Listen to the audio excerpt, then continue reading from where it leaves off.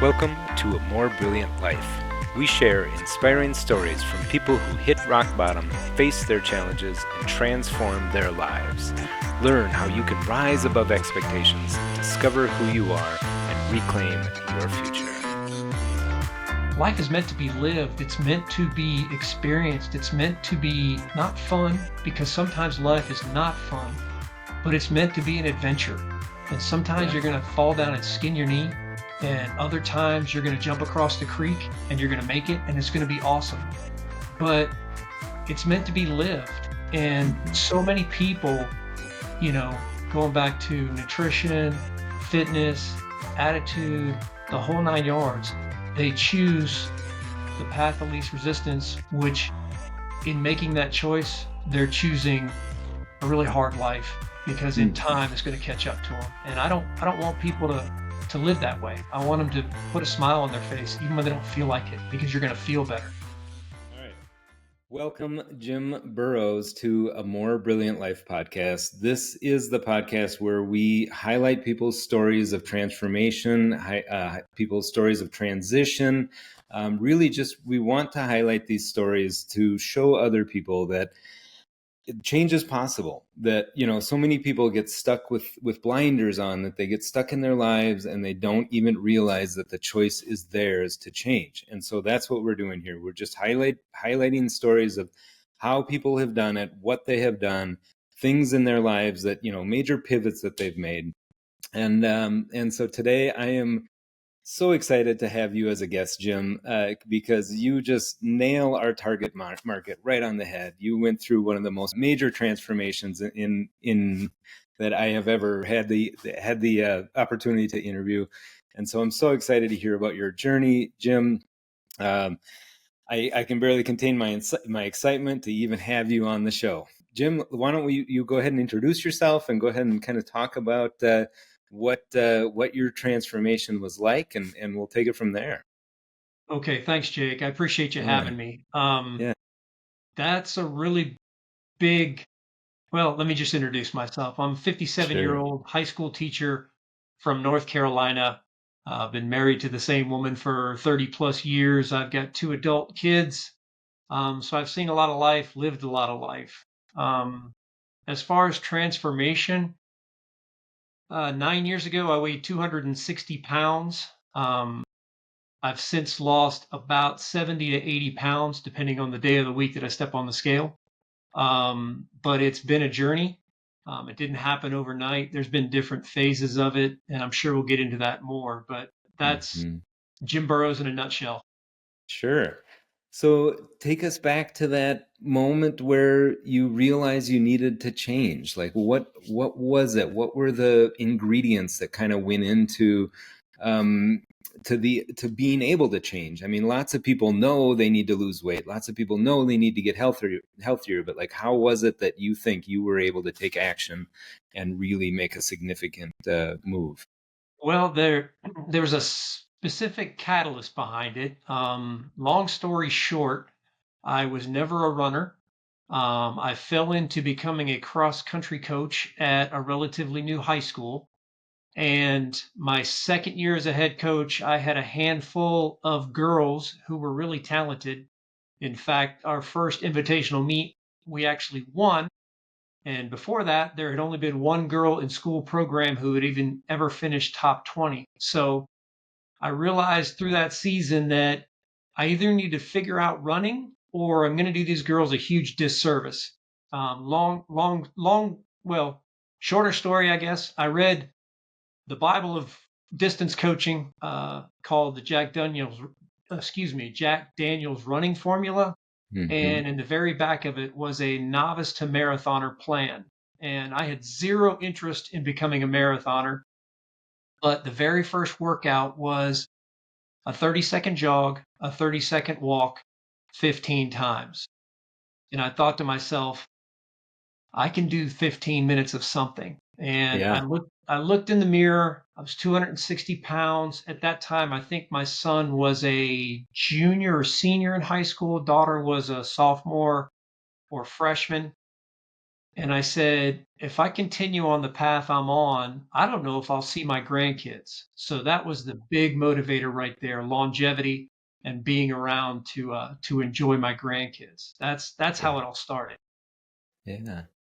Yeah, it's funny because you and I have a very similar start. I mean, I too was way overweight, right around that 230, 240 mark. And I had the same thing happen to me. Like, look, what I committed to was 15 minutes on the treadmill every day, because that's everybody's excuse, right? Everybody's excuse is, oh, I don't have time. Life is so busy. Like, who has time to do all these things? Well, you got 15 minutes, right? And that's what I said to myself. I can do 15 minutes on the treadmill every day. And so that's what I did. Every morning I would wake up, I would go down, I would do 15 minutes. And then eventually it became like, okay, I'm going to run 1 mile. I'm going to run a mile every morning on the treadmill. And then every day I increased it, like 0.05 on the treadmill, 0.05. And before I knew it, I was, within a few months, you're running 2-3 miles and a day. And it's way more about the daily consistency than it is about the goal or the marathon or whatever it is. It's way more about learning that habit. And that was the other thing that I was surprised is before I knew it, I would wake up and I would actually want to get on the treadmill. I would actually want to feel that good feeling of cardiovascular, breathing. Mm-hmm. But no, so I can totally see exactly, kind of how those little tiny steps turn into big movements over time. Yep. So you were 260 pounds, coaching cross country, and then like about how much time did it take for you to kind of lose and get out of that obese category? Like where, yeah. That's a good question. Uh-huh. It's tough to answer. See, when my wife got pregnant with our first son, Mm-hmm. we were both eating for two, if that makes sense. So that's Mm-hmm. when I Yep. really put on the weight. And through the years, I'd ridden the diet roller coaster, Mm-hmm. lose 20 pounds, gain 30 back, lose 30 pounds, gain 40 back. Mm-hmm. And I'm pretty good at short-term goals, or actually, back then I was pretty good at short-term goals. I would gamify things. Mm-hmm. Um, in other words, I would compete with myself to lose the weight. I would say once I started running, because the only major change I made was just my caloric intake, which has drastically changed here recently, but that was Mm-hmm. my whole goal. I would undereat, over exercise, and it Yeah. probably took me, trying to think, because in that time I fell in love with the running community. I started doing 5Ks and 10Ks and half marathons and signed up for my first marathon. I'm going to say realistically, I went from 260 down to 220, 210 in probably 6 months or less. Yeah. Yeah. That was where the major weight loss happened. But Sure. I don't want to say I was healthy. I just Yeah. didn't weigh as much, if that makes sense. Yeah.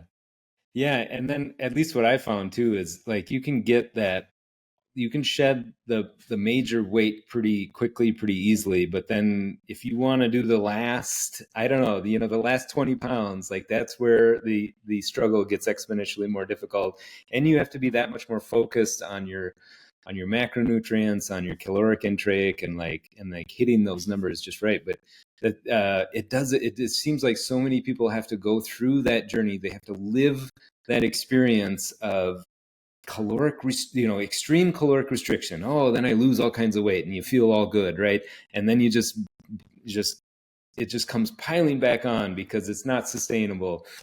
Before like you finally have that realization, like we really just need to find the balance here, find the middle ground, find your maintain calories, and find those macros that that are working for you.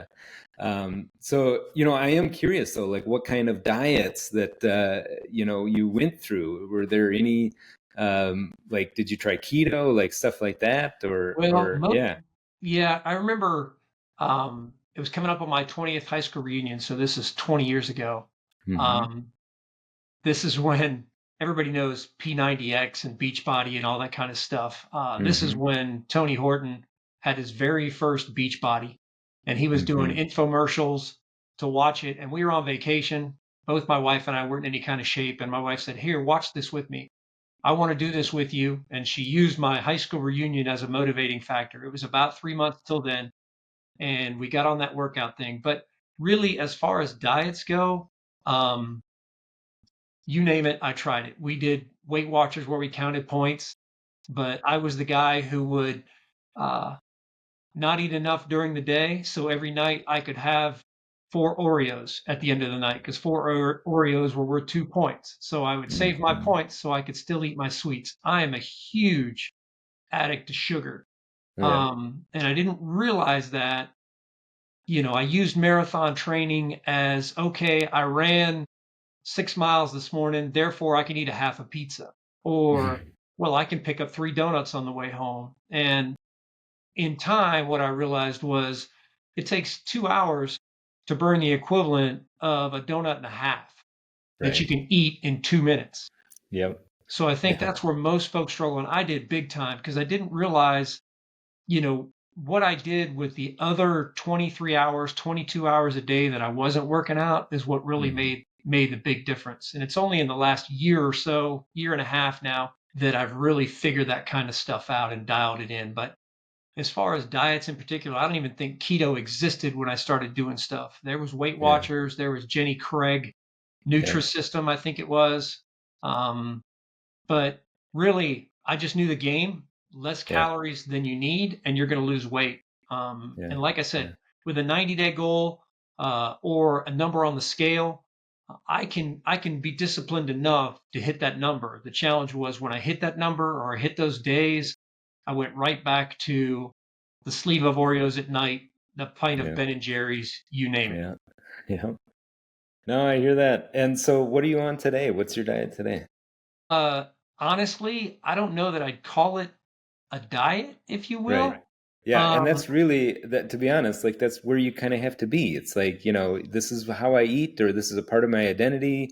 I mean, you kind of do have to break free of that idea that I'm dieting, right? Yep.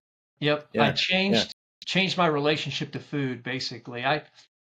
Let's see, a year ago January, so we're talking 18 months ago, 20 months ago, I read Peter Attia's book Outlive, Yeah. which have you read that book yet? No, I haven't. I've heard some about it, but I'm not that familiar with it. It talks about the four horsemen, um, cardiac disease, diabetes, um, Alzheimer's dementia, and cancer.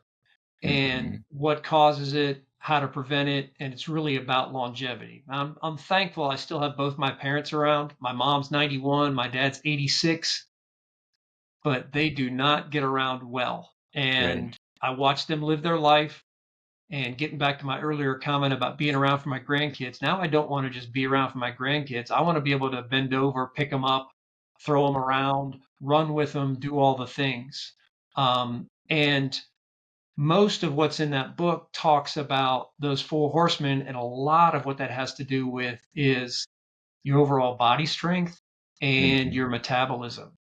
And I started researching how your body reacts to certain foods, how you absorb fat, don't absorb fat, what's good for you. And I never really did full blown carnivore, but the vast majority of what I eat is protein based, animal based, and Yep. single ingredient. Yep. Yep. If it's processed, I do everything I can to not eat it. Yeah. Even processed yogurt, all these things, protein bars, they're glorified candy bars and stuff like that. And once I understood, the I don't want to say the chemistry, but maybe the biology of how your body handles food, it made it so much easier. And when I made that change, I was sitting at I got all the way down to 205. That's probably the lowest I got in my running and all that kind of stuff. But when you're marathon training, you have to eat the carbs for the energy and all that kind of stuff. And I used it as an excuse to eat too many carbs. And my last, my second to last marathon I ran, I gained about 15 pounds carb Mhm. loading. Yep. And I stayed at about 220 for a year and a half, and I didn't Yeah. like it. I liked the way Yeah. I looked around 200 pounds. And so I said, okay, I would like to get back to 200 pounds. I'm going to pretty much stick to primarily protein, single ingredient, and see what Yeah. happens. Yeah. And I got down to my high school weight. I was down to 185 pounds. And Wow. at the same time, I started strength training. Yeah. So everything got a lot more leaned out. I got a lot stronger. Yeah. And it was just how good I felt made it so much easier to make good food choices. Yeah. I was no longer 100%. lethargic, a little bit of brain fog. Mhm. I would have that 2 o'clock in the afternoon crash because I ate spaghetti for lunch. Mhm. And then a couple of cookies or something like that. My energy was just so much more sustained throughout the day. So Yeah. if I had to narrow it, I would say animal based, Yeah. Yeah. slightly carnivore, I guess. How Uh, no, I actually just listened to a very profound episode of A Diary of a CEO, and it was the the guy, the guest was, his title was the glucose and insulin doctor. His name is Ben, and I was just, my mind was just completely blown away about everything he had to say about our relationship with carbohydrates, especially processed foods and things like that. And one of the points that he made that I'd never really considered before is that the only macro that your body is capable of getting addicted to is carbohydrates. But you don't get physically addicted to the proteins and the fats. And then the other thing that he really made clear is the marriage between animal protein and animal fat is just one of the best marriages out there, because it sustains your hunger. Your body can absorb these things so much better. And but at any rate, I really highly recommend the the episode or the podcast, because he just is so passionate about it, and it's so convincing. So have you cut out carbohydrates now, or are you still eating a lot of them? Well, that's an interesting question. And I say it's an Mm-hmm. interesting question only because we just got back from a long weekend at my brother and sister in law's beach house, and my sister in law is the baker extraordinaire. Yeah. So Yep. I spent 4 days eating like sugar addict Jim, not healthy Jim, but I would say I eat less than 50 grams of carbs a day. Wow. There's some days where I eat less than 10. Yeah. It just depends on if I have cottage cheese or Sure. if Yeah. I add walnuts to my yogurt or something like that that bump my carbs up 20 or 30 just from that little helping. But if I can help it, when I'm not on vacation, uh, it's rare that I eat even a slice of bread, a tortilla, anything Mhm. like that, because No. I noticed I just feel like I got a ball of ugh inside me, and I didn't intentionally say I want to cut all these things out because everybody knows bread is awesome. Tortilla chips at a Mexican food restaurant, they Mm-hmm. taste phenomenal. It's annoying that carbs taste so good Mm-hmm. because I found that, they're just not good for me, if that makes sense.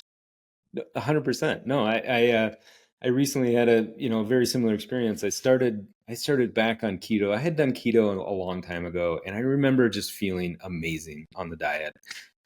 It was just one of those where, like, the brain clarity, the was just unbelievable. I'd never experienced anything like it. So like 3-ish weeks ago, or a month ago or so, I was like, you know what, I'm going to do keto again. Um, and so I started back on that. Actually, well, whatever. But then I had a trip back to the U.S., and like when you're traveling, like keto is stinking difficult. Like you really have to plan, you really have to like be super intentional. And I swear, like, you know, my willpower just finally just gave away. And I'm like, all right, I'm done. I'll get back on keto when I get back home, and can kind of control my environment a little better. Um, but yeah, no, I can empathize with the 4 days at the beach house. Don't get me wrong, it And was glorious, but yeah, not good for me. right. Right. But no, my wife and I actually hired a nutrition coach a few months ago, who does bodybuilding, and she really, you know, pointed out all of the various foods that we were eating. They were like, you know, this food has that ingredient in it, you stay away from that. This food has that ingredient, whatever. But out of that nutrition coaching, I really got a much better perspective of, okay, um, what foods work for me, what foods are good for me. I actually started making my own Greek yogurt, which I had no idea. Yeah, it's way easier than you think. You just take milk and bring it to 180 degrees so you can kind of pasteurize it, and let it cool down. You just add a little scoop of yogurt, and then you strain it through a cheesecloth, and it's the steps are actually pretty simple. I had no idea that you could do that. I also now here in Costa Rica, that's the thing, is you can go to the farmer's market. You can find these amazing, like, single ingredient, you know, like fresh, like straight from the farm. Like they have the farmer's market every Friday here, and the ingredients are so fresh. So I started buying a kilo of butter, and you boil that, and you can make your own ghee. And that's what I do, is I throw ghee in my butter in the morning, and that kind of supplements the keto diet and gets those ketones moving, you know. Interesting. And also, yeah, and also like spikes out your fat content, because that's what, you know, when you're on the keto diet, it's kind of difficult to hit that 70% marker of fats. You know, the breakdown is 70% fats, 25% protein, and then 5% carbs. And I tweak that a little bit. I tweak it a little bit just to make sure that I'm getting enough protein, because obviously I don't want to lose the muscle that I've built. I want to gain more muscle.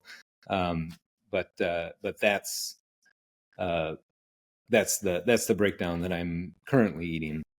But when I did my nutrition coaching, she had me the breakout was much different. It was like 42% carbs, clean carbs, like bananas and fruits and those types of carbs, 30% fat, and the balance in protein, whatever that is. Right. But at any rate, you know, the biggest thing when you're doing strength training is you don't want to lose the protein that you've already built, right? And so, Absolutely. or the muscle that you've already built. And in order to do that, you have to be so intentional in making sure that you're getting enough of that animal protein throughout the day. And that's funny that you mentioned the yogurt earlier, because I literally just, for breakfast this morning, I had Greek yogurt, a scoop of protein powder, and walnuts on top.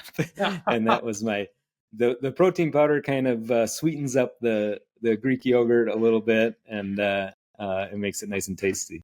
Yep.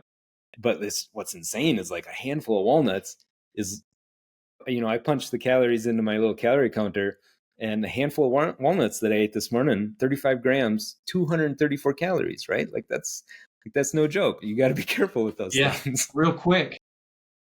And a decent amount of carbs too, surprisingly. Yeah, it's true. Yeah, they have like 4 grams per something. Yeah, I forget. So do you actually track your food in an app or anything like that? I do use an app, it's called Macros, but the main reason is just to track my protein. I want to make sure that Sure. I'm getting Yeah. zero 0.8 to 1 Yeah. gram per Yeah. pound, you know, Yeah. so I'm usually somewhere around 150 to 180 grams of protein a day. And then Okay.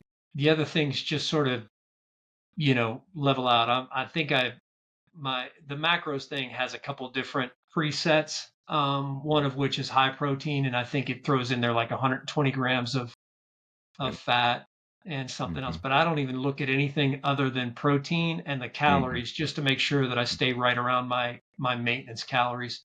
Yep. You know, just Where are your maintenance calories? Can I ask? it's right around 2,200. Well, that's low.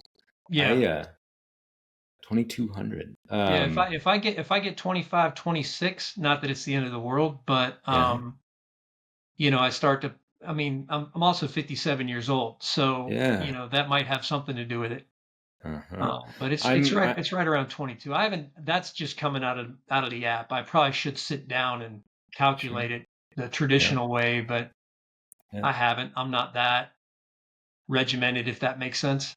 Yeah, that was one of the first things that my nutrition coach actually did was she put together a diet and she said, okay, you're going to eat this diet for 7 days or whatever, and we're going to track it. We're going to see what your weight does. We're going and the goal basically the first week the goal was to figure out your maintenance calories and Okay. to see where you gained, see where you lost. And she came up with she pretty much knew like out the gate about where I was going to be because she guessed pretty close. She started me on a diet of around 2,800. And so I stayed on, and I did. I actually gained, I think I gained like 10 pounds on her diet. And a lot of that, yeah, a lot of that was like because I was not getting enough protein prior to that. And I wasn't eating intentional either. And that was part of the problem. I was just kind of eating as, however I felt. Hmm. Well, to a certain extent, but we have been eating 80% clean for a long time now. Um, but the nutrition coach really dialed it in for us. Um, but but no, I gained like 10 pounds, and I think a lot of that was muscle and water weight. And now that I'm back on keto, that water weight has gone, and the muscle is still growing, or at least I hope it is. It feels like it. I do. I do take body measurements from time to time, but it's I haven't done one for a while. But yeah, no, the whole diet thing is just like you can go down a rabbit hole for as Yeah. far down as you want. And it's uh, a very polarizing subject too. yeah, yeah. But at the end of the day, it's just like listen to your body, learn what feels good, learn what doesn't feel good, and pay attention to it. Because if you eat that sleeve of Oreos, like you're gonna feel like crap, and like what for whatever reason, like why we why we send ourselves into these self-sabotaging behaviors is beyond me. That's a psychological question that I'm not sure I can answer. Do you have what causes self-sabotage in your opinion? Causes self-sabotage. Yeah, like why? Yeah. You know, um, or maybe feelings of not being worthy. Mm-hmm. Um, Mm-hmm. I struggle with this too because it's a mindset thing, Yeah. and Yeah. um, I learned discipline in marathon training because it doesn't matter how you feel. You're going to be tired. You're going to wake up tired. You're going to run tired. Your legs are going to be tired. You're just going to be tired all the time. Mm-hmm. Um, so I sort of learned that it doesn't matter how you feel. You just got to get the work done. But I used to say this to my cross country runners.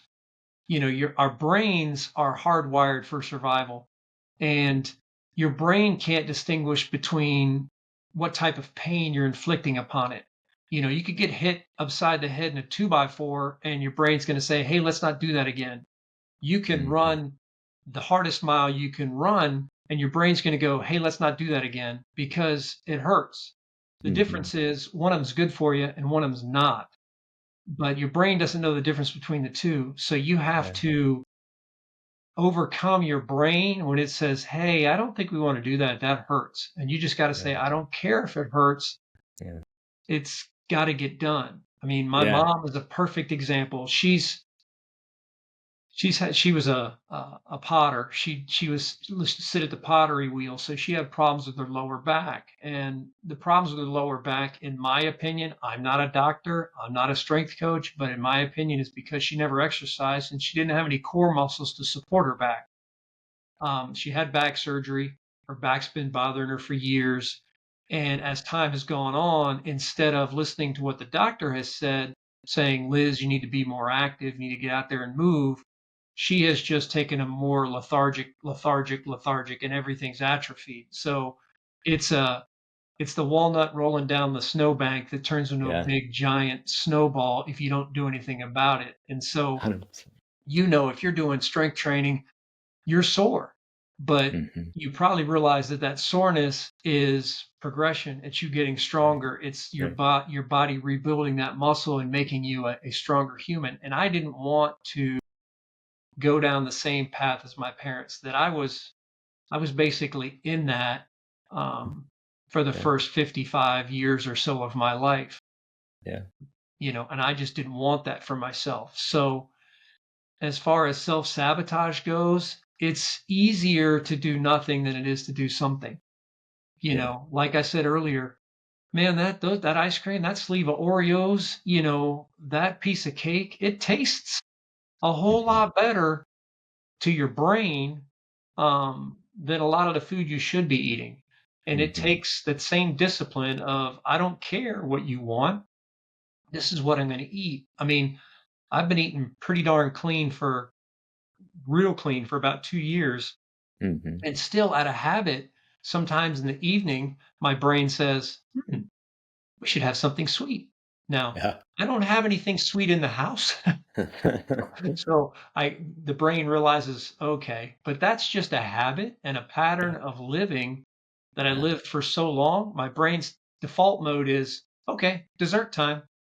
Yeah. Um, you know, so Yep.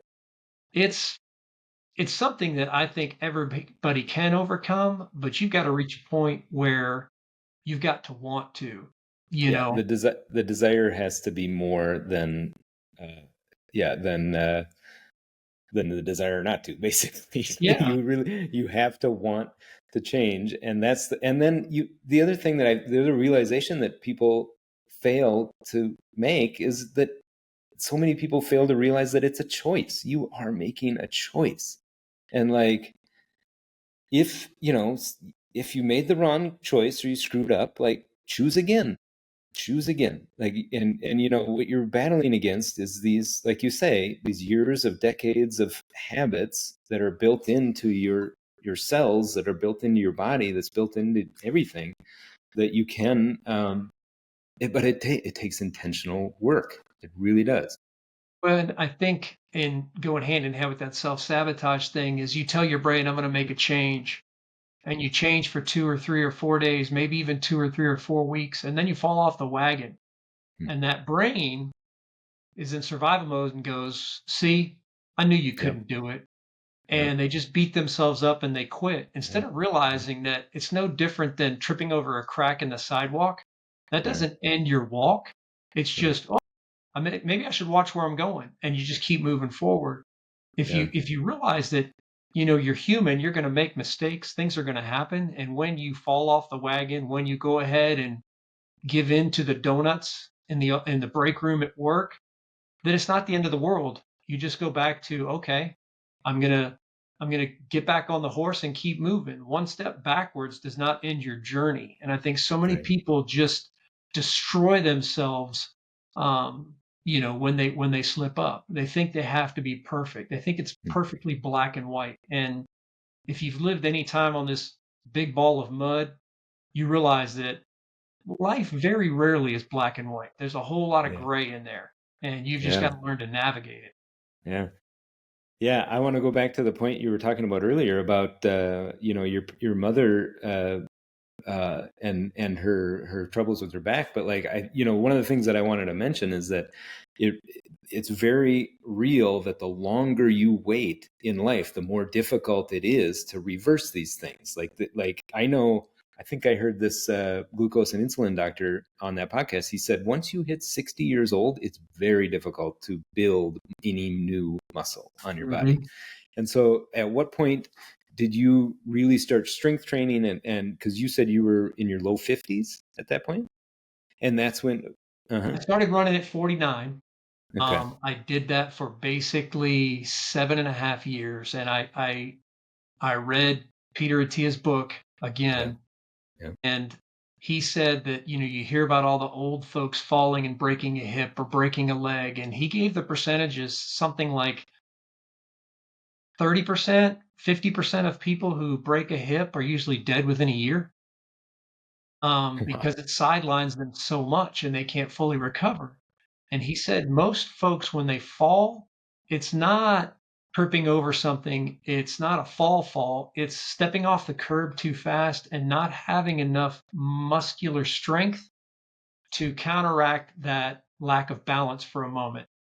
And I took a deep dive into myself and realized that I had lost a bunch of weight in my running journey, but I had done zero strength training. And what I was that term skinny fat. I didn't have the weight, but I sure as heck didn't have any muscle. And it scared the crap out of me. And so I had a running coach at the time, and she was phenomenal, loved her, and said, "Hey, I want to scale back my running. I want to do some workouts." She started giving me some strength workouts, and it just wasn't enough. So I started researching gyms. I mean, this is probably a 6 month period because this was January. I read the book, and I was in school until June. And I found a local gym with a personal trainer. Ironically, we met at a run club, and I asked him about it. Told him I was eating really good. Told him I needed to get some strength training. Uh, would he teach me? And I basically paid for workouts for the summer as because I'm a school teacher, so I had the summers off, and I went to him 3 days a week so I could learn how to lift. I had never Yeah. lifted in my life. Yeah. Yeah. Maybe a little bit in high school, but not anything where I liked it. Yeah. And Yep. going to him when the school started, I said, "Hey, would you do me a favor? Would you write me some workouts?" And being a coach, I can go to school early and go in the weight room and continue to throw weights around. So I didn't have to buy a gym membership and deal with that. So I was already at school. So through this past school year, I was in there 4 days a week, Monday, Tuesday, Thursday, Friday, lifting, getting stronger. And I have never felt better Yeah. in my life. Yeah. It was the best Yeah. thing I ever did. You know, what's funny is that our nutrition coach is also our fitness coach. They Mm-hmm. are uh, they in our past town, they were our local CrossFit coaches. Okay. And their name. Well, her name is Brandy Toomer, and her husband is Jeff Toomer, and they both had. Actually, I had Jeff on my podcast because he had this major transformation in his life as well, where he used to work at a funeral home, and then basically had this. He got really into CrossFit and fitness, and then so on his podcast, he kind of tells the story of how he got his gym open. But all that to say is that I have a similar arc where I was skinny fat at one point as well. No muscle, ran a lot. I actually have run Grandma's marathon. That was my marathon. Yeah, I loved it. It's a fantastic marathon. If you've never done it, like I loved it. It was great. And it's most of the course is like on a little downhill slope, so you're Very going nice. down to Lake Superior, and there's only one kind of major hill toward the end, but that's about it. But at any rate, my wife and I have had that same arc where my wife has been doing cardio her entire life. You always think it's the like you say, like the beach body workouts, right? You always think it's those types of workouts that's gonna lose your fat and lose your weight and all this. And sure, they work, but like you also have to be watching that muscle, right? You got to be it's body recomposition that you're after, not just weight loss, right? You got to maintain and grow that muscle so that your body operates better, your metabolism goes higher. And so when my wife recently did the nutrition coaching with our CrossFit coach, the CrossFit coach actually said, "You're not doing any cardio this entire 1 month that we're working together. You're only doing strength training. And when you're not doing strength training, like the most that you're doing is like a walk or some yoga or maybe some light swimming or something like that." But she cut out our cardio and said, "Just cool it with the cardio and focus more on strength training."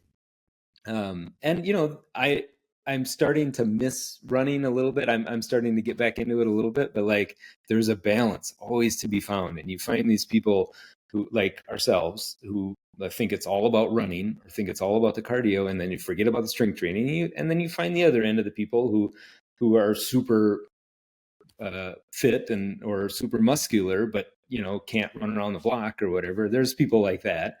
So it's always about finding that balance. Yeah, and that's the challenge. Hmm. My strength, my personal trainer told me, once you start loving this, Hmm. you won't miss running. Yeah, And he's I right. sort of rolled my eyes and I was like, no way.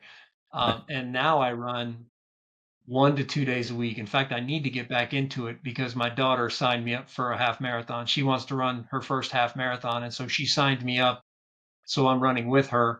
Um, Super but cool. I'm just stubborn enough that I could run 13 miles today if I made the decision. It's So true. that's not going to be the end of the world. But I do need to get my legs back used to the pounding because Yep. when I do run, I'm like, oh yeah, I do love this. But Hmm.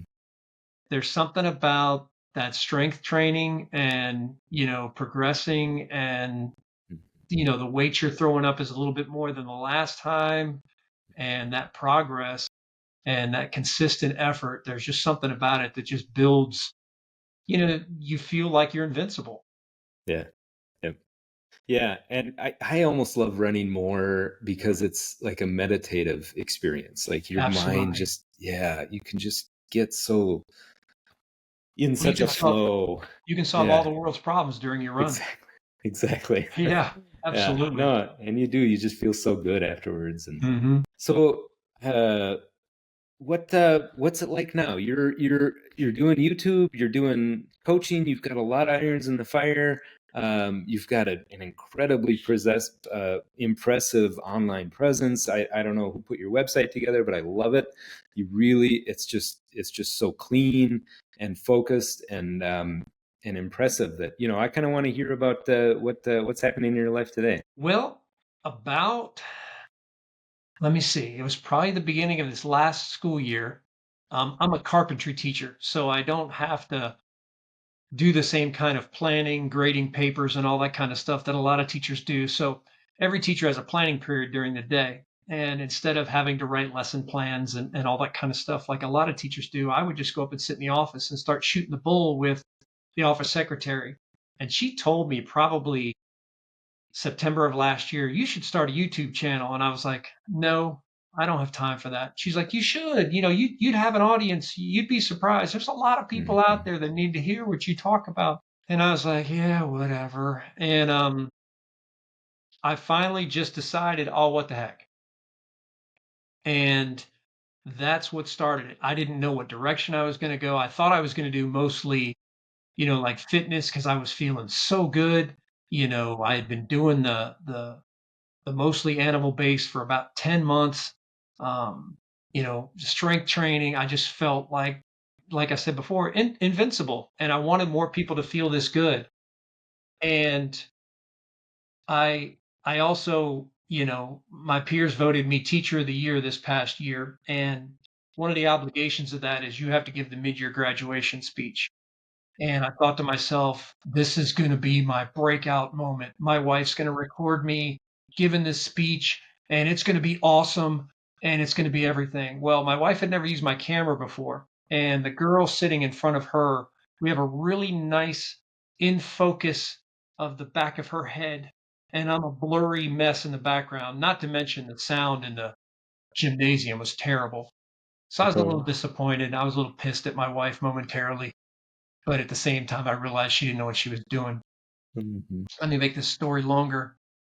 The next day, I just went out to the park with all the thoughts of the graduation speech that I gave to the kids in my head and just hit record. I had no plan and I just ran my mouth for about 8 minutes. I did have a plan Hmm. in that I saw that a trending topic was, you know, what I learned in 40 years. So Hmm. I put that video up and holy crap, the lottery hit, and all of a sudden that went viral, and that changed everything for me. And I Yeah. realized in the comments that so many people out there were struggling with this wonderful thing called life. Hmm. And, I've always been pretty darn positive. I've had some really great mentors in my time who've taught me some valuable lessons. And so I started just doing things like that. In that process, um, I found a couple kids, literally 18, 19-year-old kids in Australia that built websites. And I said, hey, I need a website. And they said, hey, you need to start coaching. And I was like, What? I don't think so. And I'm still in the process right now of putting that all together because Mhm. um, not necessarily life, but coaching has been something, uh, for lack of a better way of putting, has been God given. I've Yeah, been yeah, coaching for about 20 years, and I've always had a way to reach kids. I've coached a half dozen friends to marathon PRs, um, coached high school kids, and I don't know what it is. That's why I say God given because I didn't plan it, I didn't study it. It's just who I am, mm, and I have a way of reaching people. yeah. Um, I and think, from my perspective, what I see in you is just not overthinking it. I think that so many academics, the people like psychiatry, like so many fields out there are just way overcomplicating these things. And it just gets people so jumbled up in their minds. And when I listen to your content, it's just so straightforward. So and you can tell that it comes from a place of like knowingness, like you've experienced it, like it's something that you can't fake that, you know what I mean? yeah, And absolutely. In my mhm, early 20s, I mhm, heard this very simple phrase: there's two things you can control in this world, it's your attitude and your actions. mhm, yeah, And it doesn't matter the circumstance, it doesn't matter what happens. How you view it, how you react to it is the either the burden or the blessing that comes from that. And when people understand, like you said earlier, it's a choice. mhm, When it's a choice, like happiness. Happiness isn't an emotion. Happiness is a choice. Joy is an emotion. Happiness is a choice. It doesn't matter how I feel. Every time I get asked, how you doing today? Fantastic, phenomenal, spectacular, every single time. Because you have two ears and one mouth for a reason. You speak half as much as you listen, but you listen to every word you say. And mhm, if you can say things that are positive and moving in that direction, your attitude's going to be better. right, I don't have all the studies and all that kind of stuff, but they've done it. yeah, And people that live a positive, uplifting life and view every circumstance instead of being a I can't, it's how can I? right, And it's just right, the opposite side of the coin. yeah, It's the yin to the yang, the positive to the negative, the glass half full to half yeah, empty, yeah, and it really is simple. But mhm, if you've lived your whole life like I can't do things or the mm, deck is so stacked against me, I don't know how I'll ever get out from underneath it, it's a challenge. And I just mhm, want more people to realize that, like you said, it's within their power to mhm, do that, and mhm, it's just life is meant to be lived. It's meant to be experienced. It's meant to be uh, not fun because sometimes mm, life is not fun, but it's meant to be an adventure. And sometimes yeah, you're going to fall down and skin your knee, and other times you're going to jump across the creek and you're going to make it, and it's going to be awesome. But it's meant to be lived. And mhm, so many people, going back to nutrition, fitness, attitude, the whole nine yards, they choose the path of least resistance, which in making that choice, they're choosing a really hard life because in mhm, time it's going to catch up to them. And I don't want people to live that way. I want them to put a smile on their face even when they don't feel like it because you're going to feel better. yeah. Yeah.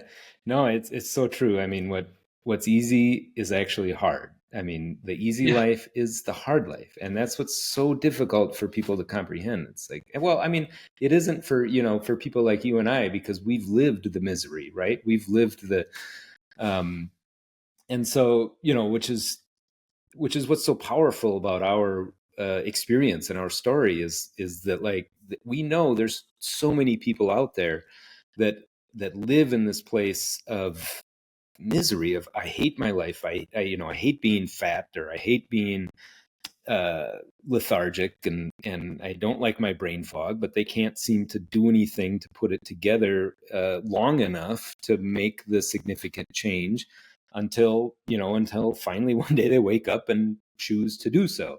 Like, Right. that's really what it boils down to, is like, Yep. you have to have enough of a profound change in your personal reality to know that I am now going to make a different choice. Yeah. And 100%. yeah, and just to piggyback off of what you were talking about earlier, I love this quote: "The world is not it. The world is not what it is. It's what you are." I think I butchered that. The world is not. The world is what you are, not what it is.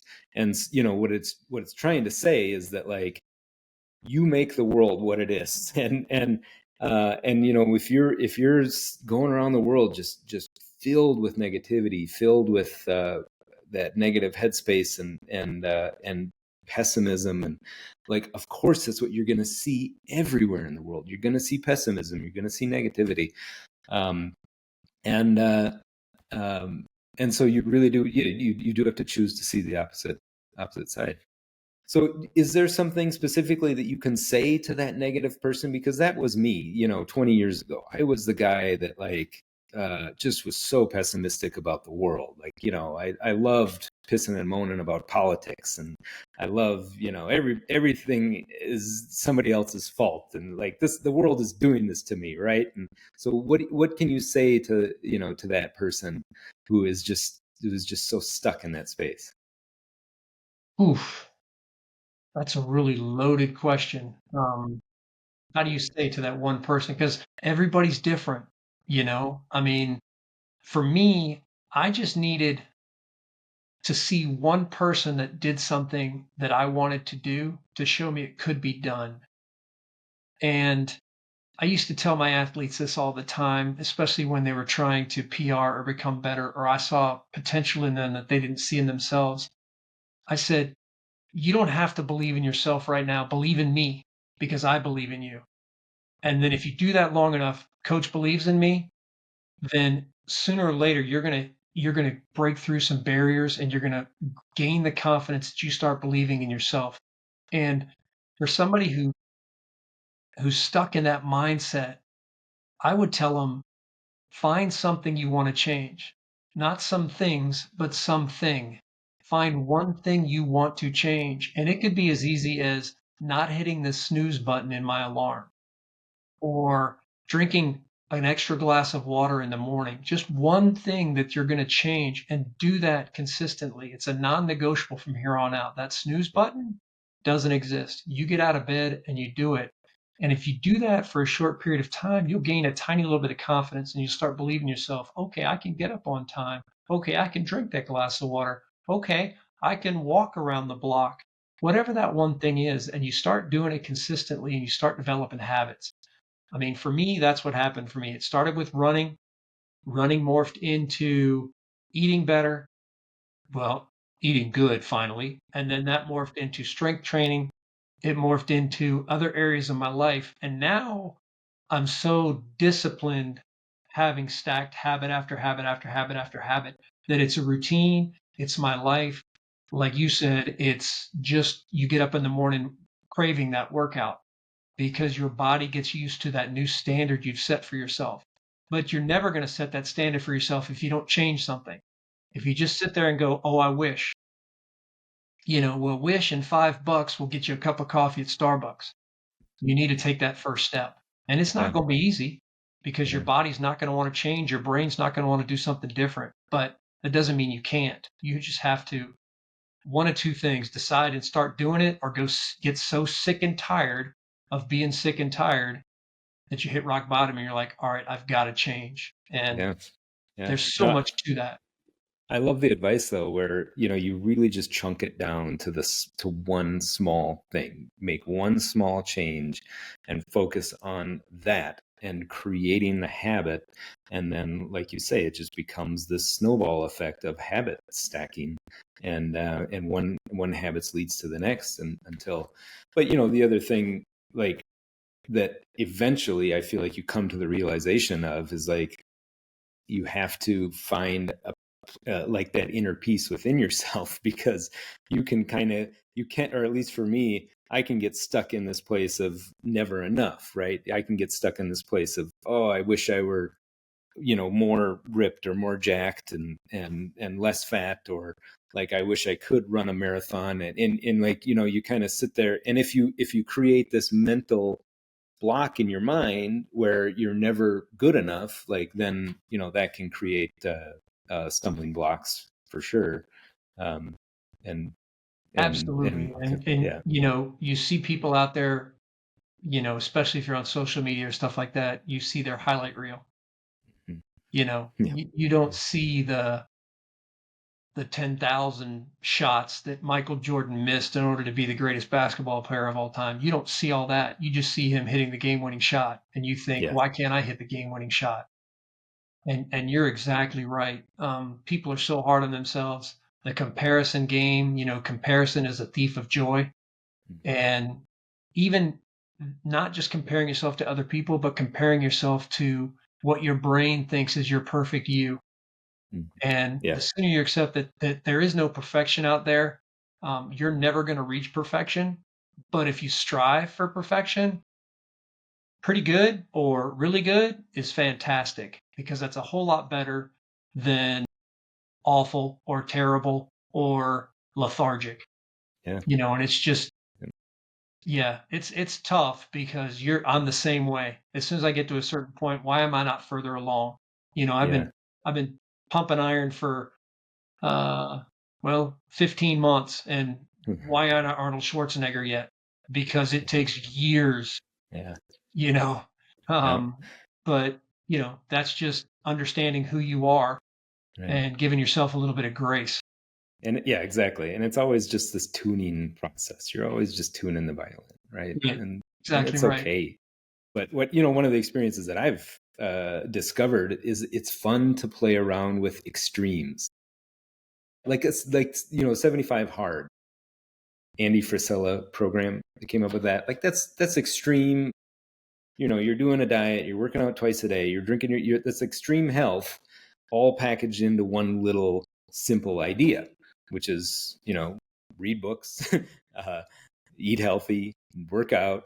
But it is, and why that's extreme in this world is beyond me. Like, why that's not more of a normal lifestyle choice. But at any rate, you can find some really valuable information about going one end to the other, and it can even be like extreme overweight and or extreme unhealth. Like, you're learning from that as well. But it's all about tuning. Well, and running marathons did that for me, Yeah. because it made me realize that I am so much mentally stronger than I ever thought I was. Yeah. Um, Yeah. because How that is many have you real. done? I've done 5. Okay.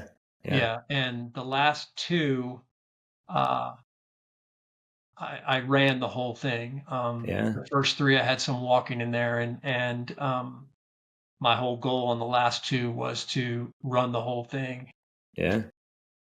It's really hard, um, when your legs are cramping and you're Mhm. tired and your brain is fighting you every step of the way, to say, just keep going. I think it's David Goggins that says, when you've reached what you think is your limit, you're only at 40% of your potential, Yeah. because it's your brain that's holding you back. Yeah. And there's so many things in life that our brain are holding us back because we're afraid. Yeah. We're afraid of what might be, or worse, afraid of failing. But tell me one person in this world that hasn't failed. Right. And if you did you die? Unless it's Right. an extreme accident, or you're jumping out of an airplane, something crazy like that. But everybody fails in life, but it's Hmm. not fatal. Hmm. It's just an experience. It's an opportunity to Right. learn. Right. So I'm curious to hear more about what the transformation was like with your wife. Like, as a couple, did she have a similar transformation inside of herself? Did you guys kind of do it together? Was there any sort of like push-pull type relationship taking place? That's a really good question. I started eating pretty clean the end of January last year. Hmm. So 18, 19 months ago. And she saw me lose 10, 15 pounds, and she said, I need to do something. And I had started following Candy Fraser, I think is her name. She's on Instagram. She has a program called Primal Bod, and it was basically what you talked about earlier, is helping women get their insulin under control. And I'd been following her just because I like what she had to say. Hmm. And I said to her, I said, why don't you check this out? And we watched an intro video, and she said, it's too expensive. And I said, is it more expensive Then now? diabetes? Yeah, Is exactly, it? exactly. And I said, I don't care. It's only money. We can make more money, but your health we can't replace. And so she said, okay. And we did that program. And it was the first time in the 30 years we've been married that we literally went through the cupboard and threw out everything that wasn't quote unquote good for us. We told my son, who lives 20 minutes away, come get what you want. The rest of it's going in the trash. And it was, we had always dieted, but the ice cream was still there when the diet was done, or the Oreos were still there, or the brownie mix, or all that kind of stuff Sure. was still there. This is the first time that we got rid of it all. And that the diet that she did was sort of like it was, I mean, it's called Primal Bod. So it was a lot Hmm. of protein based, primarily, keto friendly, Hmm. whatever you call it. She has a ketosis or a ketone monitor. She can check her ketones, and she started doing that, and Hmm. she lost, I want to say 35 pounds, which for a woman is a Wow. lot of Yeah. weight. Wow. And she looks the best Yeah. she's looked in 20, 25 years. And more importantly, it enabled her to realize what different foods did to her. If she like if we go out to dinner and she has a couple of dinner rolls, she wakes the next morning and her ankles are puffy. Yep. If she never knew, she just thought that was part of who she was. She didn't Hmm. know that it was due to what she was eating. And so it's Yeah. helped both of us identify what makes us feel good, or even worse, what makes us feel bad. And sometimes, you make that decision. We're out for a birthday dinner, and yeah, I'll have that piece of chocolate cake. And I might feel like I've got a little gut bomb going on tomorrow, but for that special occasion and that itching, that scratch of that sugar addict, I'll take it. But we both started doing that. The big thing was, like your nutritionist said, was no cardio. In Mm. fact, they didn't want him to work out at all. So she didn't work out really at all. We decided to walk every evening after dinner because if you walk after you eat for at least 10 minutes, it totally changes the way your body absorbs your glucose and your insulin, or its Sure. response to it. So we started doing that. We walk almost every night after dinner for a mile to a mile and a half. And that's all the working out she was doing to lose all that weight. And then Yeah. once she got down where she wanted to be, she does yoga, basically hot yoga twice a week, and we Mm-hmm. walk every night. But it's been phenomenal because we're each other's cheerleaders. We both feel great. We both, we're very happy with the way we look, and it's been really good to do it with her and cheer Yeah. her along. Do you, yeah, what do you think the experience would have been like had you not had your wife along for the ride? Do you think you'd be where you are today? I Yeah. think it would be a lot more difficult. Yeah. I don't know if I would be as consistent as I am, because if we still had the wheat thins Mm-hmm. and the Ghirardelli chocolate brownie mix and the ice cream, if we still had that stuff in the house, I'm Mm-hmm. perfect example. My son and my daughter-in-law went to Savannah for a weekend, and he reached out to my wife and said, "Should I bring Dad some pralines back?" She goes, "No, don't. He'll eat them." And he goes, "Well, I got to bring him at least one." And long story short, they bought a pound and they got a half pound free. So I ended up with 4 pralines that I sat down and ate that night. I Yeah. justified it in my brain because I don't want these tomorrow. I got to get them all out of here tonight. Yeah. But, I ate them all. And that Yeah. was a week Mhm. and a half ago. So, So I still recognize I have a problem. yeah. Um, but you don't go down to the corner and hang out with the drug dealer if you're a drug Yeah. addict. You stay away. Seriously. So what do you think the experience would have been like, and this is kind of in the hypothetical Right. space, let's pretend your wife, or your spouse or whatever was like actively resisting, or like, I don't want to lose weight. I don't want to exercise. I want to eat the same way. Like, I don't want to change. Like, how do you think that would have been for you then? Yeah. Nearly impossible, right? Or, Um, yeah, nearly impossible is probably fair. uh-huh. She hadn't read that book that I had read, Mm-hmm. um, about longevity and falls and all that kind of thing. Again, I was sick and tired of being sick and tired. I had lost 60 pounds, but gained 20 of it back. And I Mm-hmm. didn't like the way I felt. That was the biggest thing. And this is in the midst of running marathons. And I knew I was going to change. And I started to change without her. And I Mm-hmm. lost, like I said, I lost 10 to 15 pounds. And she realized, okay, he's doing something here. Mm-hmm. But had she bucked me, it would have Mm-hmm. taken a heck of a lot more self-discipline, um, because when you don't have it in the house, you can't eat it. But if Yeah. it's there and that temptation is there, Mm-hmm. you know, it's tough. Yeah. So, Yeah.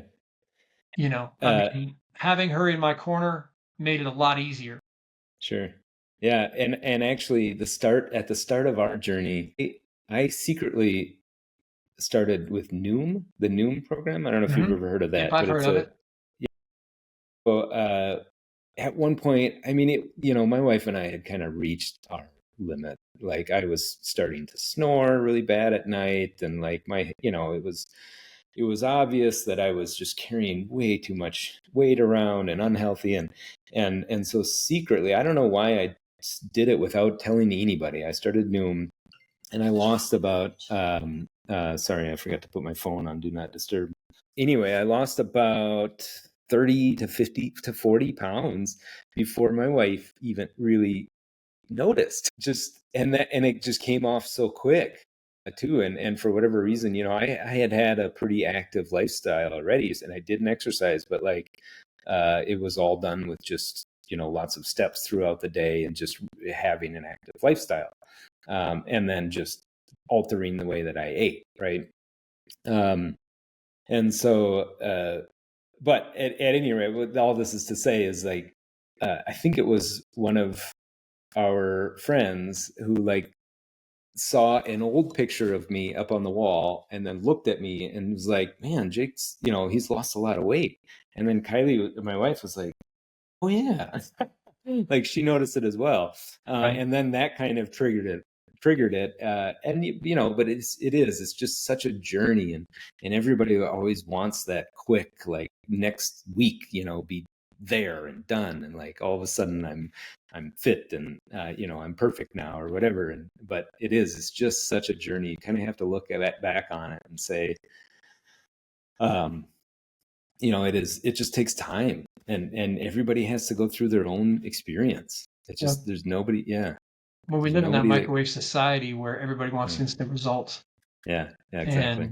And, all the diets I went on in the first, 20 years of marriage, it was all for a 90-day goal or a weight goal, and I could do it. But it's until you make that change that your journey really starts. If you just eliminate something for whatever prescribed amount of time is, you're really not changing. Mm-hmm. And it's when you change and you want to live healthy. Mm-hmm. And, when you're living with someone, especially your spouse or your partner that is also healthy, you're on that journey together and you can just look over and smile and, Yeah, just keep on keeping on. right. No, 100%.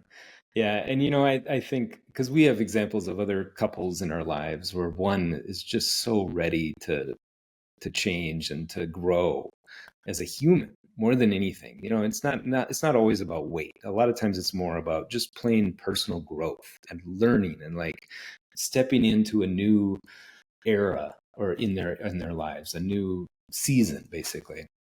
And we have a few different couples where the guy is just kind of stuck and fine with where they are in the relationship or in their lives, and usually I don't know, I might be stereotyping here, or at least anecdotally. From my experience, it's usually the guy that is the one that's holding back a little bit and wants to be the guy on the couch and just watch movies and things like that, and doesn't want to learn. And usually it's the girl who's like, no, I'm ready for some growth here.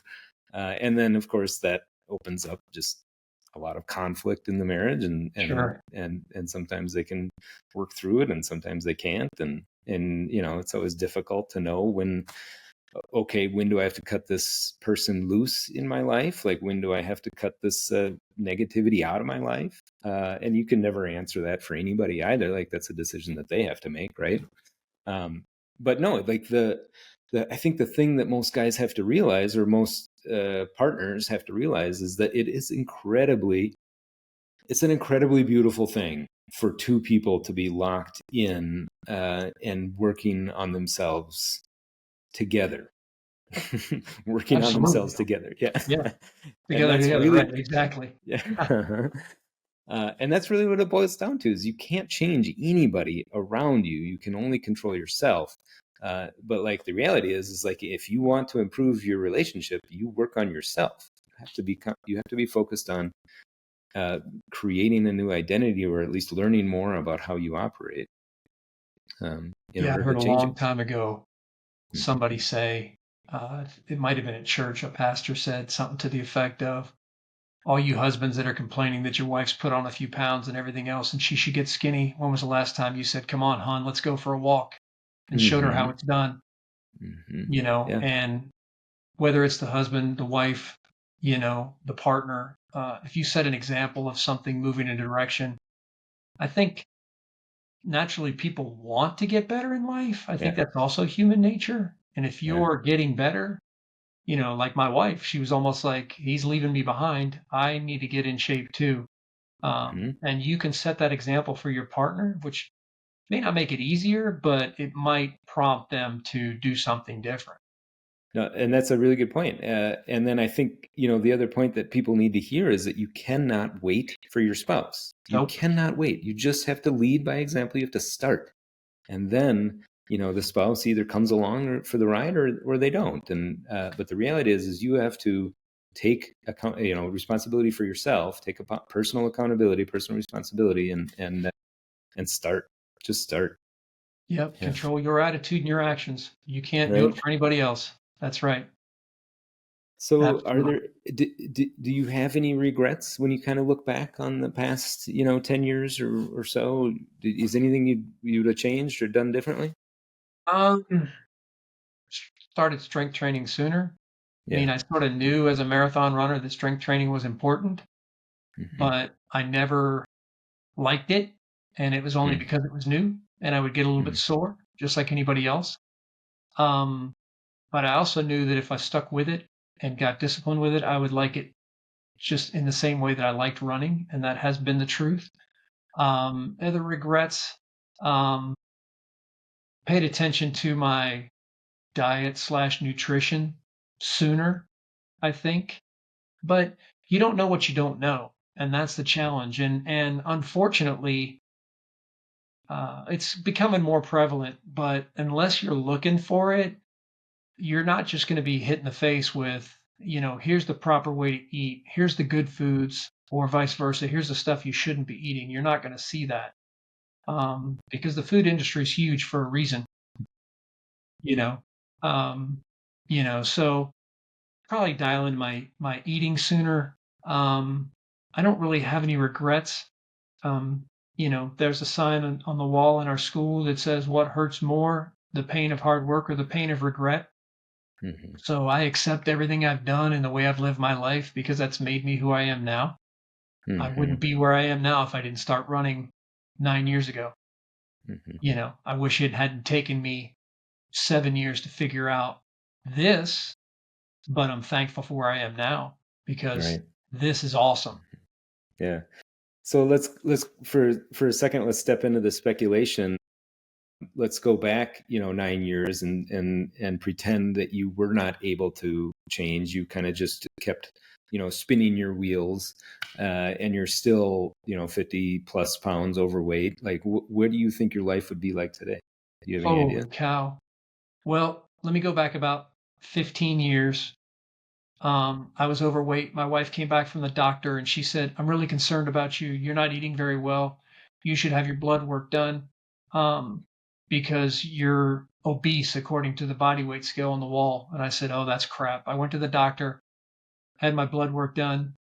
I don't want to say my blood work was perfect, but nothing was high or elevated at the time. And I sort of said, "Yeah, yeah, yeah, yeah, yeah. I'm in great shape." And that was my license to continue to eat all the junk, eat all the pizza, eat all the crap. Hmm. And that's when I continued to gain weight and got to 260. If I'd have stayed where I was, I have little doubt I'd be over 300 pounds right now Yeah. because Yeah. I mean, it was a Yeah. pint of Ben. I wouldn't have a scoop of Ben and Jerry's. I would have a pint of Ben and Jerry's. Hmm. And that was a couple times a week, maybe Ben and Jerry's once a week, but a bowl full, jam Mm. packed full, as much ice cream as I could fit in the bowl with chocolate syrup and chocolate chips on top, um, or the big Costco box of Oreos that each sleeve has 13. I'd eat 13 at a time, and I was having dessert 5 to 7 nights a week. I mean, I didn't get to be Yeah. 260 by accident. Yeah. And I would probably be over 300 pounds, Mm. probably type 2 diabetes. I Hmm. mean, I was heading down that road quick. Um, and Hmm. thank God I had some kids come into my life who got me to read a book that got me to jog for 30 seconds. Um, Who you was it know, that recommended the book to you? it was a former coach. She's a substitute teacher in the school who actually coached at the D1 level. Hmm. And she said, this is the be all end all for distance running coaching. Um, and the challenge was I read the whole thing and it made sense, but it didn't because I didn't know what running was. I didn't know what a threshold run was. I didn't know what a repeat workout was. And in the back of my brain, I said, if I start running, I'll be able to coach this better. Um, Hmm. and then when I got to that plan at the end, I said, this is doable. And I'll be honest with you, I could not do 15 reps of 30 seconds on, 30 seconds off. At about 10, I thought I was dying because I was that out of shape. But if I'd have continued down that road, there's no telling. I mean, I'm 57 years old. People die at my age Yeah. from heart Yeah. disease and everything else that aren't healthy, so it's tough to say, but I would not be in good shape. That's for sure. Yeah. Have you ever gotten into any of like the longevity blood work type stuff where I saw on your website your metabolic age is like 48 or something like that. Yeah. Like what did you do to determine that? Well, uh, I had been endurance training forever, so my VO2 max is pretty high in Uh-huh. that regard. Um, I found somebody on YouTube. She did the carnivore diet and she did her blood work for 6 months and she would put all her numbers up there. And there's a because a lot of the blood work you want to have done, a doctor won't do it because insurance won't pay for it. Um, so there's a way you can do it online. I think it's Own Your Labs, I think is what it's called. And you can a la carte tests you want to do. Okay. Um, and I did that for a couple, when was it? I did it for like in June when I first started working out, and then I did it again right before school started to see what my progress was. And then in January, I used Function Health Okay. because they do, I can't remember, over 100 and something tests, and I could use my FSA through work to pay for it. And they literally test everything. And that's where I got Hmm. the metabolic age was based on my blood markers and all that kind of stuff. And the ones that, they considered out of range were the ones that um, conventional medicine says I should be taking a statin for because I Hmm. eat so much animal product. My LDL is a little high, but my Hmm. triglycerides are very low. Hmm. So, Yeah. that was really the I only don't. blood markers I had that were a little bit of a challenge. So yeah, Well, I've done that twice. it doesn't seem like, conventional medicine is cut out for people like us. You know what I mean? Like they're cut out for the diabetic. They're cut out for the 50-pound overweight person. And you really do have to find those those companies or those entrepreneurs that are actually targeting, extreme health, that niche market. Otherwise, you go to the doctor, they're going to check your blood pressure, they're going to pull your blood samples and be like, come back in 5 years when you're actually unhealthy, or when you actually have a problem, when you actually have something. And the same is true with like insurance. Like they don't want to pay for anything until you're a full-blown diabetic. And it's like, just go back a few steps and like help these folks like not become a diabetic in the first place, and help them figure out what they're doing. Like if the medical field were more focused on I don't want to, prevention is kind of a triggered term, right? But like if they were just more focused on health, overall health, and holistic, I think it would be so much more effective. Well, it's almost like if you have a car, Mm-hmm. you change your oil on a regular basis so the engine continues running. Yeah, right. If you take your car to a doctor, they wait till the engine stops running and they go, you should probably put some oil in it. Or they may not even know to put oil in it. They might go, Yeah. oh, you just need to get a new engine. Yeah. They call it a medical practice Yeah. instead of, Yeah. But it should be, health. I mean, it's Yeah. your health and you've got to take responsibility for it. And the challenge is we're never raised or we're never taught about your health. It's something you have to want to figure out. And the information's out there. You just gotta want to believe in it. And No, 100%. And I'm sure that's where the medical industry is bumping up against, problems, is because you can, doctors can tell a patient after patient after patient, hey, lose weight, like you're unhealthy.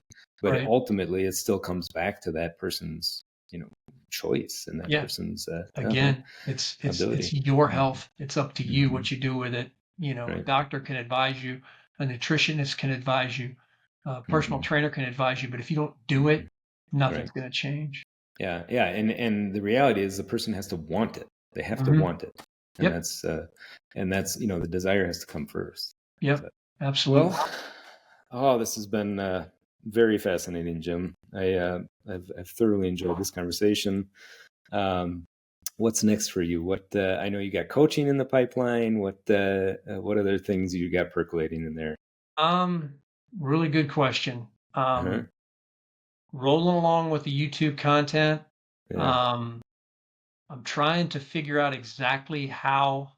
I'm 57 years old. I value my time more than I ever have. So I'm Yeah. trying to figure out how to help folks um, without it consuming me, if that makes Mm-hmm. sense. Right.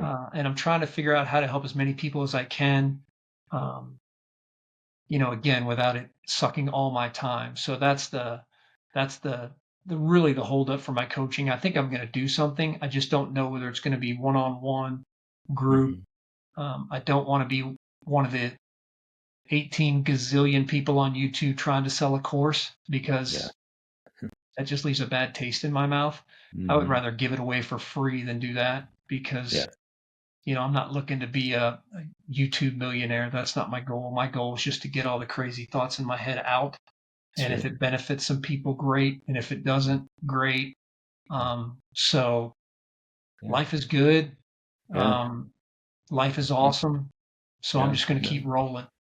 Oh, that's great. And what socials are you all on? Obviously, you're on YouTube. Are you on Instagram and Facebook as well? Mm-hmm. I don't really have a Facebook. Mm-hmm. I mean, I do, but Mm-hmm. I deleted the app. It just got to be Mm-hmm. so ad heavy. It was frustrating. I am Mm-hmm. on Instagram, same as Jim Burrows Thrives with underscores in between, Jim underscore Burrows underscore Thrives. I'm on Instagram. I have a TikTok, but basically it's just a TikTok that when I post to Instagram, it automatically gets posted on TikTok as well. Mm-hmm. Um, so those are the three that I'm on. Mm-hmm. Are you considering doing a podcast? Have you ever thought about doing it? Mm-hmm. I thought about it. I thought Uh-huh. about doing YouTube lives. I don't know whether I would want to interview guests. I don't know whether I should, just do because there's some podcasts that are out there that are just informational. I've thought about it, but um, Yeah. I've got a full-time job, Yeah. Yeah. and I don't necessarily want to create another one at my age. Right. I yeah, I've thought about it, and I've had people say that maybe I should consider doing it, but just like anything else, it requires effort, time, and Yeah. like you said, you got to want to. Yeah. Yeah. No, but I mean, I thoroughly enjoy your YouTube channel. Appreciate that. 'Cause you clearly just touch a nerve inside of people that, Mhm. and that's why it's so popular. You've Appreciate it. absolutely blown up. Yep. Yeah. But my final question, do you have a personal mantra, or is there something that you always think about, like when, maybe when times are tough, or is there something that always kind of pops up for you? If it's not fun, I'm not coming. All right. I mean, plain and simple. Every parent meeting, every conversation, tell the kids, Yeah. coaching, whatever. If it's not fun, I'm not coming. I tell my class at the beginning of every semester, and if you don't like to have fun, get lost. Nice. Life's too short to not smile and have a good time. Seriously. Yeah. And why is it so difficult for people to lack joy and fun in their lives? I Good don't. question. Uh-huh. Really good question. If we can figure that out, we'd be billionaires. Right. Right. Oh, well, thank you, Jim. Jake, thank Thank you you. for doing the podcast. This was very it was great. We touched a lot of great subjects, and very, very informational. I'm sure it's going to be Sure very thing. popular. Thanks for Thank having you. me. I greatly appreciate it. Hey, thanks for listening to Jim Burrows' Story of Transformation. If you'd like to find out more about us and our mission, check out brilliantlifejourney.com.